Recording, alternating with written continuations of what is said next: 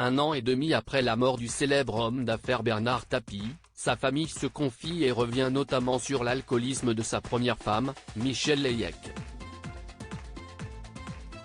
Le 3 octobre 2021, le monde des affaires et du football disait au revoir à l'une des personnalités les plus clivantes de ces 40 dernières années, Bernard Tapie, disparu après plusieurs années de lutte contre un cancer.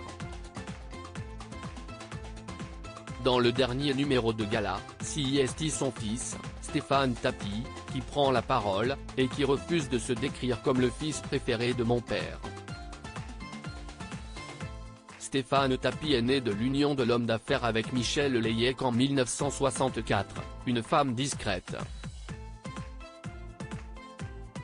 Le couple fera la une de nombreux journaux jusqu'à sa séparation en 1986, suivi quelques mois plus tard d'un second mariage, le 23 mai 1987, avec Dominique Mialet-Damiano. Une mère alcoolique et un père absent, le clan Tapie face aux révélations du fils. Dans une interview à la Provence en 2010, il confiera avoir été infidèle à de nombreuses reprises avec sa première femme. « Je suis excessif en tout, quand je fumais 3 paquets par jour. Avec ma première épouse, j'étais infidèle. » Michèle Leyec est décédée peu de temps après son divorce avec l'ancien propriétaire de l'Olympique de Marseille, des suites d'un cancer dû notamment à son alcoolisme grave. « Elle était la femme de ma vie, mais je n'ai pas vécu de jeunesse, car il fallait toujours être en alerte », confie Stéphane Tapie. À sa mort, il demande à son père pourquoi elle et pas toi, avant que ce dernier lui révèle avoir compris ce qu'il voulait dire lorsqu'il perdra sa propre mère en 2013.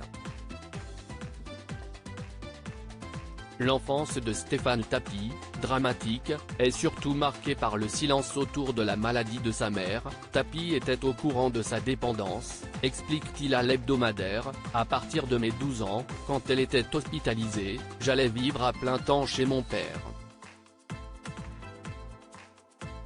Il empoignait sa mère pour la sauver de l'alcool. Ça ne durait jamais très longtemps et, de toute façon, les cures ne servaient strictement à rien. Il n'évoquait jamais le problème de ma mère, question de pudeur. » Raconte-t-il alors qu'adolescent, lorsqu'il découvrait Michèle Leyec très alcoolisée, il l'empoignait tant bien que mal et, là, la tirait, jusqu'à son lit. Ce n'était pas facile, mais que faire d'autre ? Je me murais dans le silence comme dans un blockhaus. Lorsque Bernard Tapie tombera dans le coma, peu avant son décès, il lui dira « Si est bon, t'inquiète, je vais m'occuper du reste.